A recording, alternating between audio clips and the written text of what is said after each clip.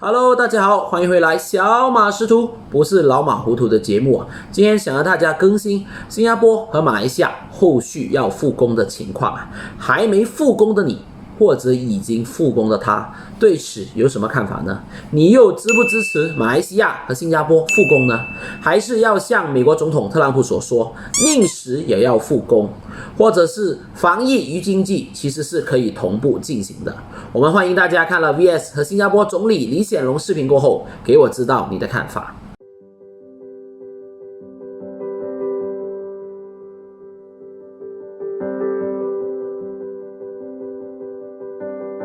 你开放了 second wave 的风险也会随之提高。要重启经济，我们首先要成功让新增病例减少。在这个时刻，对各国领导来说是政治生涯的一大考验，特别是在经济收益和健康安全做抉择时，无可否认，大家都是拉紧神经的。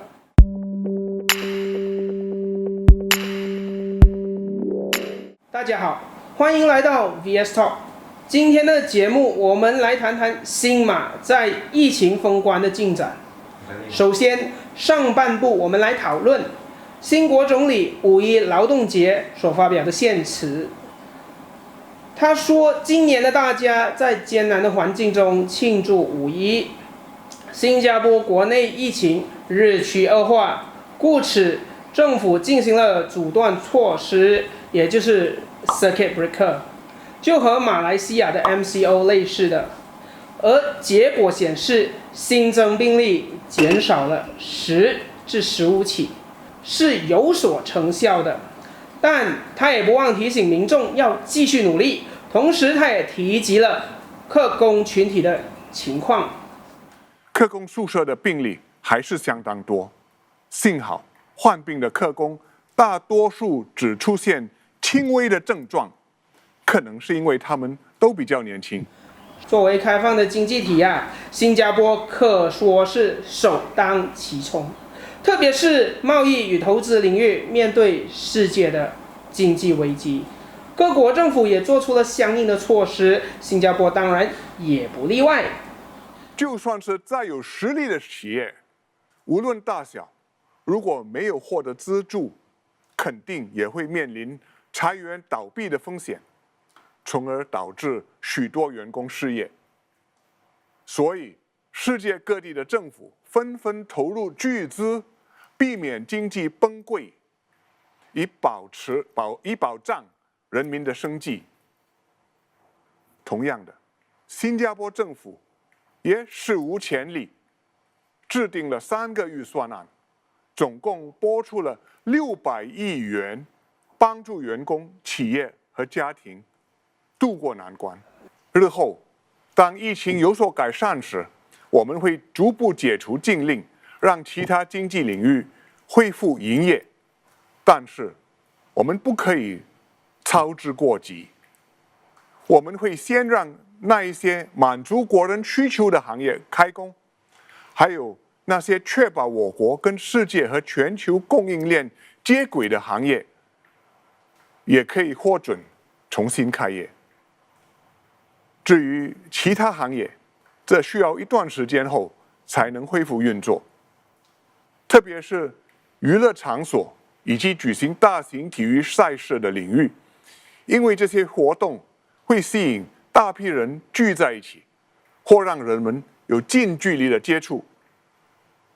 所以，希望大家继续和政府合作，加强防疫，让我国能够早日全面复工、复产及复业。旅游业和航空业尤其需要更长的时间才能够全面复苏，因为只要其他国家疫情还没受到控制，大家都不会解除旅游限制。虽然如此，他说，航空业对于新加坡是极为重要的行业，政府也不忘为他们提供援助，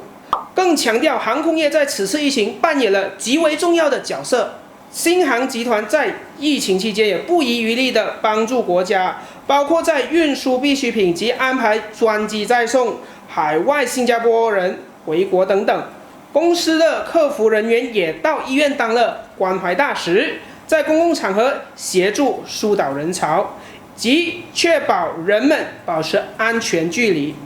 他认为疫情会让全球经济产生许多变化，货物及人流都会受到限制，各国也会更努力在粮食和必需品上减少对他国的依赖。他说，新加坡的经济结构可能会发生重大变化，一些行业会长期受到影响。所谓山不转人转，他认为企业也必须改变其经营模式才能生存。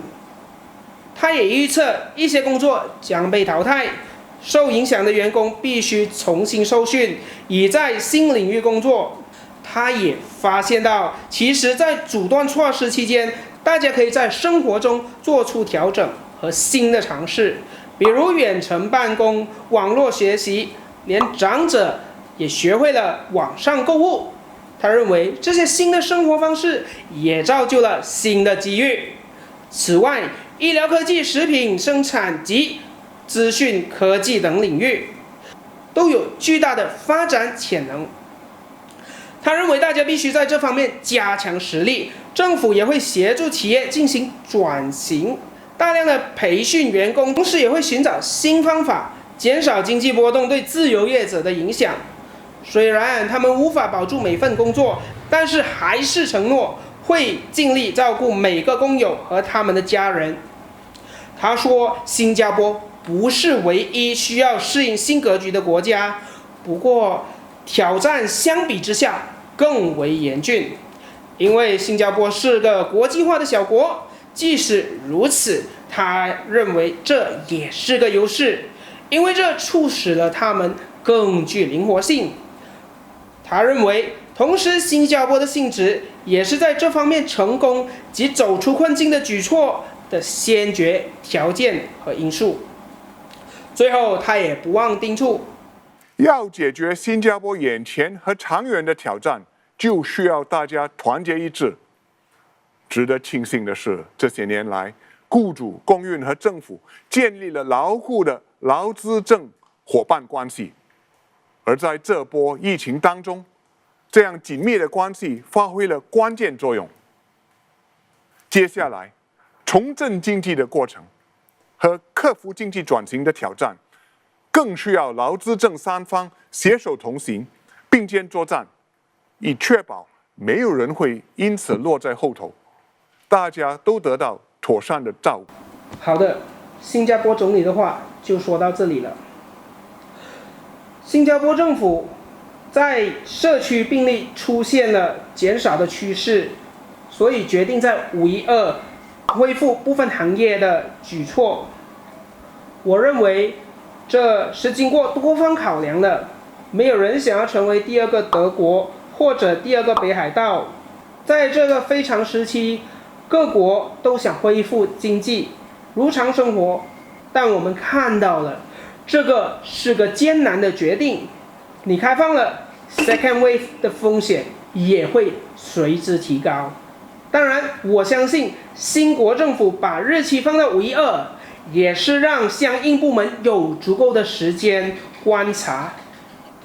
而在我国马来西亚呢，也对经济方面显得焦虑，加上经济基本盘和新国比是比较弱的，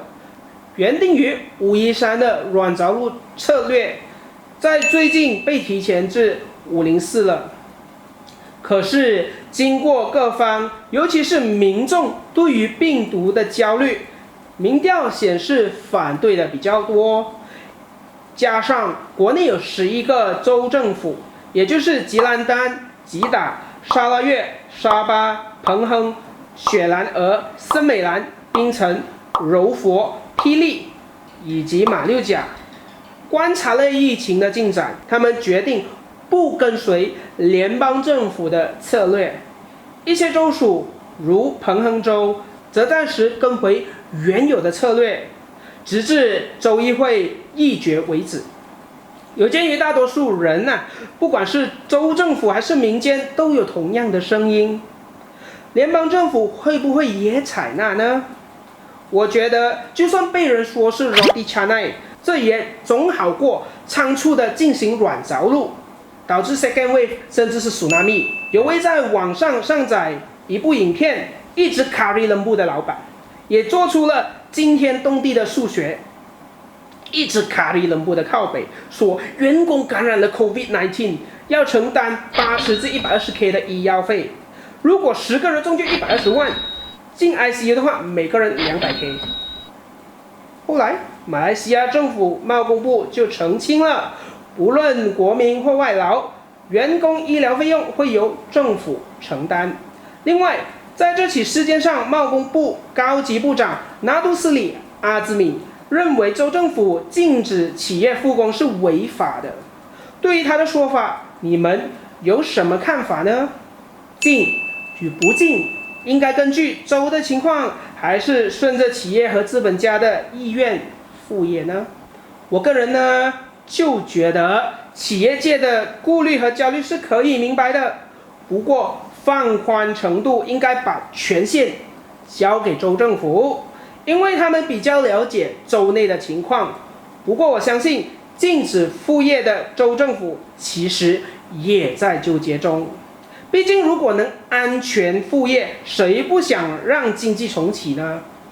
欢迎大家就这几起事件上给予看法，在家的各位继续加油，活着就是希望，我们下期见，拜。视频就看完了。不复工的话，可能有很多人会饿死；复工又可能会提高染病的风险。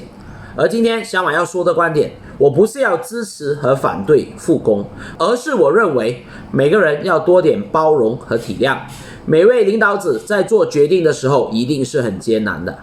我们能够做的就是把自己做好，而不是成为键盘英雄，批评这批评那，对整个事情呢是没有帮助的。我愿和小马识途的各位观众们，我们一起共勉。路遥知马力，日久见人心。我们下期见，拜拜。